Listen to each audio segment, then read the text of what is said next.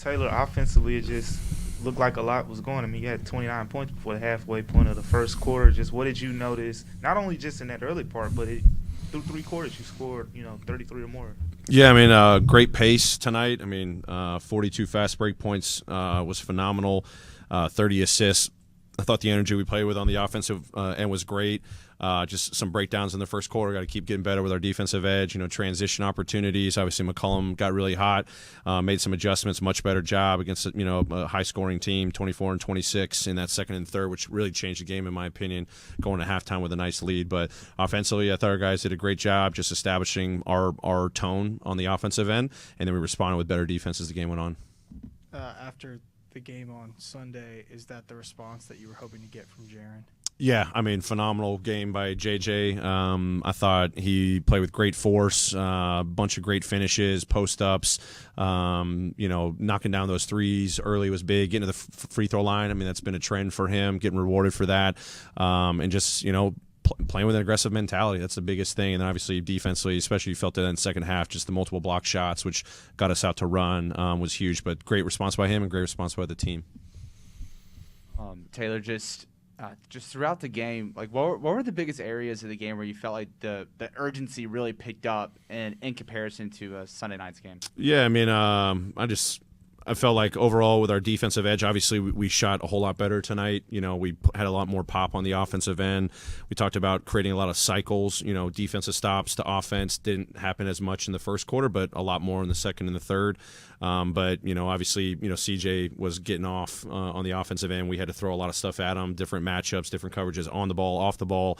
Our guys just responded great, but they really embraced the defensive side. Starting with that second quarter. Whereas the other night we didn't really have it for all four quarters. So got to give them credit. They came out and they were battling that first quarter, and we just kind of ratcheted up our defense, and it was enough to help get a nice lead and lead to a good victory. Taylor, watching Ja tonight, he seemed a little bit more measured, played with pace, but it wasn't so frenetic. Was that something that you guys talked about? Was that something that was done by design? It's not that he plays out of control, but I just thought he was so much more under control than maybe some other games. Yeah, I mean, big time. I mean, obviously we knew going into the game that, they were going to put a lot of size on him. They were going to try to prioritize him game plan-wise. He was able to get to his spots early, in the paint. I thought he did a great job setting the tone with pace, even when they scored, come up with a 50-50 ball and pushing it and creating driving kick for his teammates. I thought that was big.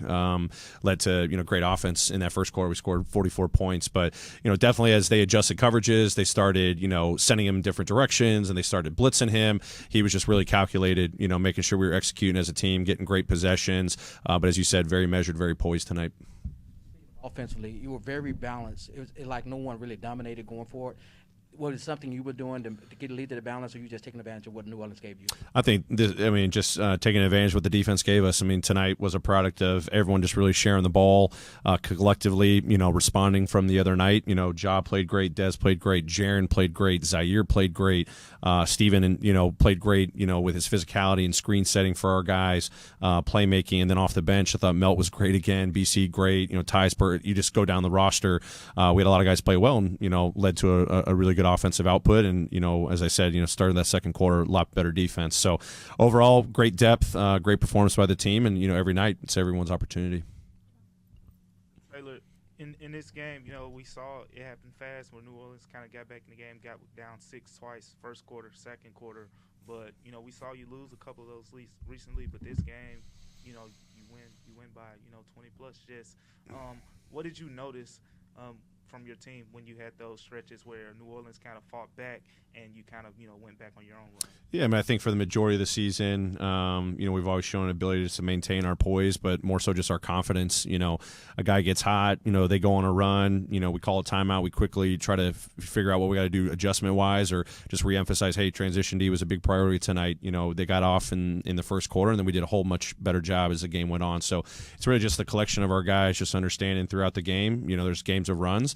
Are we just going to stay poised and stay the course and understand, hey, whatever's thrown at us, we'll just adjust, make the appropriate changes, or just reemphasize something a little bit more and go out and execute better. So tonight was an example of that, as they were making their runs.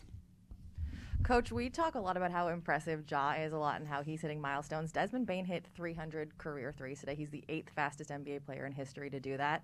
When you see him as a coach, how impressive has his 2 years been, and how important is that in terms of spacing in order to get downhill and get those points in the paint? Yeah, working backwards, it's critical for us to maintain the spacing that we need to still thrive in the paint, get 62 points in the paint, but then also knock down 16 threes. Obviously, he's a big key to that, and he does it in a variety of ways. It's transition, it's pull-ups, it's coming off of screens, it's spacing, it's off of pick and rolls, whatever it is. It's huge for Des.